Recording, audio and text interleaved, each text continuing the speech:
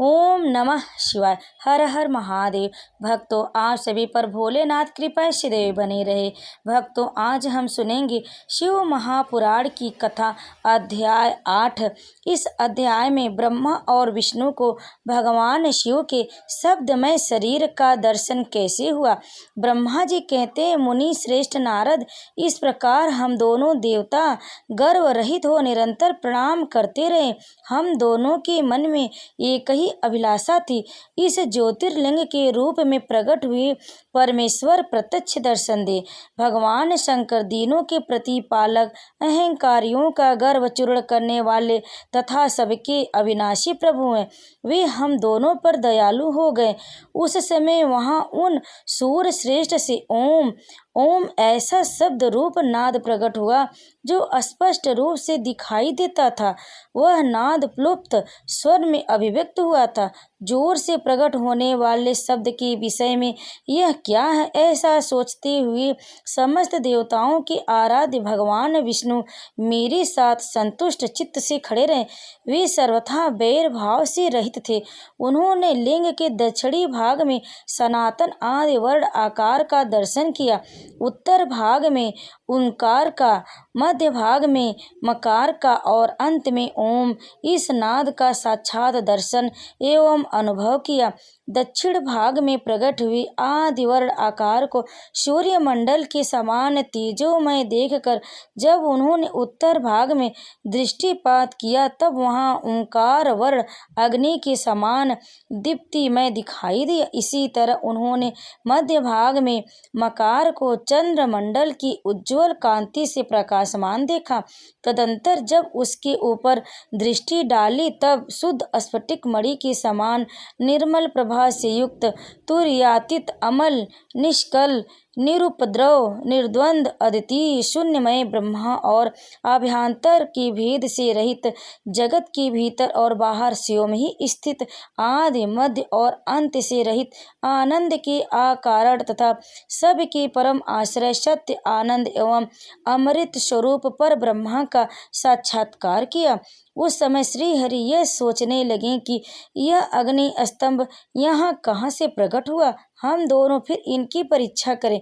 मैं इस अनुपम अनल स्तंभ के नीचे जाऊंगा। ऐसा विचार करते हुए श्री हरि ने वेद और शब्द दोनों को आवेश से युक्त विश्वात्मा विश्व का चिंतन किया। तब वहां एक ऋषि प्रकट हुए, जो ऋषि समूह के परम सार रूप में माने जाते थे। उन्हीं ऋषि के द्वारा परमेश्वर श्री विष्णु ने जाना कि इस शब्द ब्रह्मामय शरीर वाले परम लिंग के रूप में साक्षात पर ब्रह्म स्वरूप महादेव जी यहाँ प्रकट हुए हैं। यह चिंता रही अथवा अचिंत्य रहित हैं, जहाँ जाकर मन सहित बाड़ी उन्हें प्राप्त किए बिना ही लौट आती है। उस पर ब्रह्मा परमात्मा शिव का वाचक एकाक्षर प्रणव ही है। वे इसके वाच्यार्थ रूप है। वह परम कारण, रीति, सत्य, आनंद एवं अमृत स्वरूप परमात्मा पर ब्रह्मा एक अक्षर का वाच्य, प्रणव के एक अक्षर आकार से जगत के बीच भूत अखंड जन्मा भगवान ब्रह्मा का बोध होता है। उसके दूसरे एक अक्षर ओंकार से परम कारण रूप श्री हरि का बोध होता है और तीसरे एक अक्षर मकार से भगवान नील लोहित शिव का ज्ञान होता है। आकार सृष्टि करता है, ओंकार मोह में डालता है और मकार नित्य अनुग्रह करने वाला है। मकार बोध सर्वव्यापी सूर्य बीज मंत्र के स्वामी है और आकार संयज्ञ मुझ ब्रह्मा को बीज कहते हैं। ओंकार नामधारी श्री हरि योनि है। प्रधान और पुरुष के भी ईश्वर जो महेश्वर है, वे बीजी बीज और योनि भी है। उन्हीं को नाद कहा गया। उनके भीतर सबका समावेश है। बीजी अपनी इच्छा से ही अपने बीज को अनेक रूपों में विभक्त करके स्थित है। इन बीजी भगवान महेश्वर के लिंग से आकार रूप बीज प्रकट हुआ, जो ओंकार रूप योनि रूप में स्थित होकर सब और बढ़ने लगा। वह स्वर्णमय अंड के रूप में भी बताने योग्य था।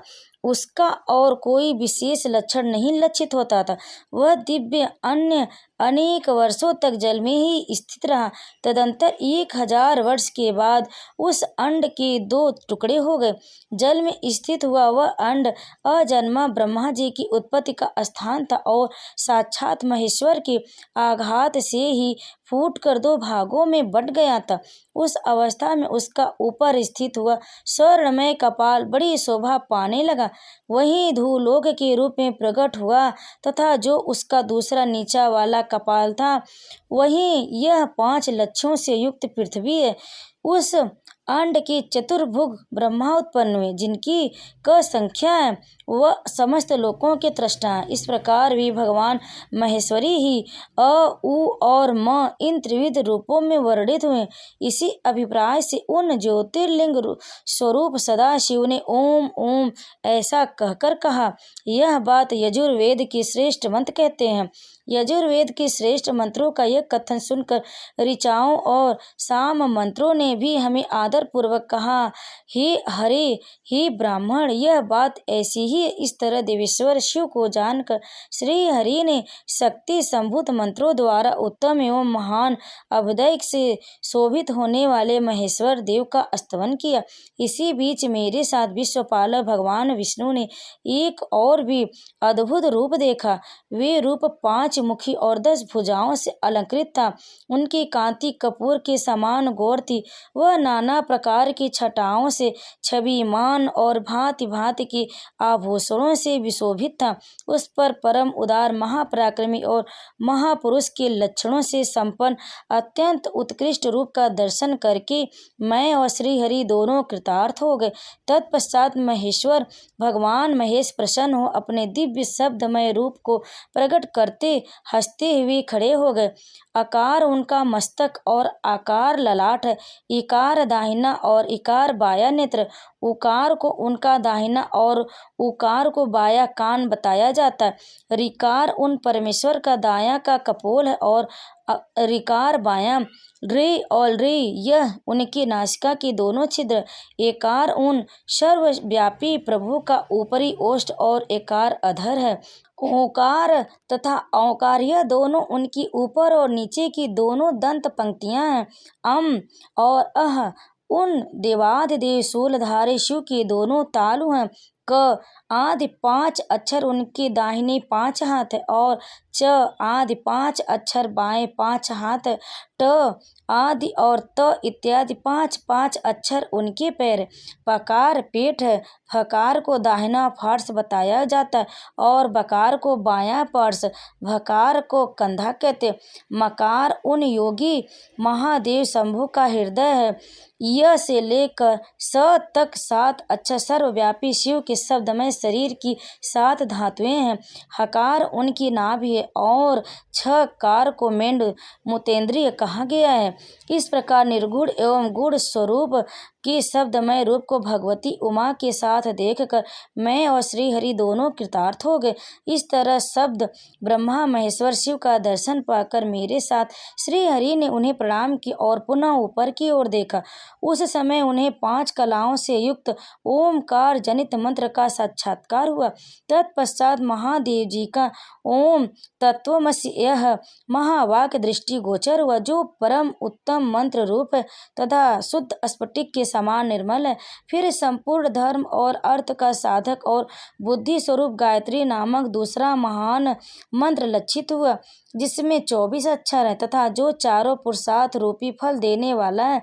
तत्पश्चात मृत्युंजय मंत्र, फिर शिव पंचाक्षर मंत्र तथा दक्षिणा मूर्ति संख्यक चिंतामणि मंत्र का साक्षात्कार हुआ। इस प्रकार 5 मंत्रों की उपलब्धि करके भगवान श्री हरि उनका जप करने लगे। तदंतर ऋक यजु और साम यह जिनके रूप हैं, जो ईश के मुकुटमणि ईशान है, जो पुरातन पुरुष है, जिनका हृदय अघोर अर्थात सौम्य, जो हृदय को प्रिय लगने वाले सर्वगुण सदाशिव, जिनके चरण वाम परम सुंदर है, जो महान देवता और महान सर्पराज को आभूषण के रूप में धारण करते हैं, जिनके सभी और पैर और सभी नेत्र हैं, जो मुझ ब्रह्मा के भी अधिपति, कल्याणकारी तथा सृष्टि पालन एवं संहार करने वाले हैं, उन वरदायक सांब शिव का मेरे साथ भगवान विष्णु ने प्रवचनों द्वारा संतुष्ट चित्त से स्तवन किया। ओम नमः शिवाय। भक्तों, आगे की कथा आप अगले अध्याय में अवश्य सुने। तब तक आप सभी पर भगवान शिव की कृपा सदैव बनी रहे। भक्तों, अगर आपको यह अध्याय पसंद आया तो वीडियो को लाइक करें, शेयर करें और कमेंट में हर हर महादेव अवश्य लिखें और हमारे चैनल को सब्सक्राइब जरूर कर लें। आप सभी पर भगवान शिव कृपा सदैव बनी रहे। ओम नमः शिवाय।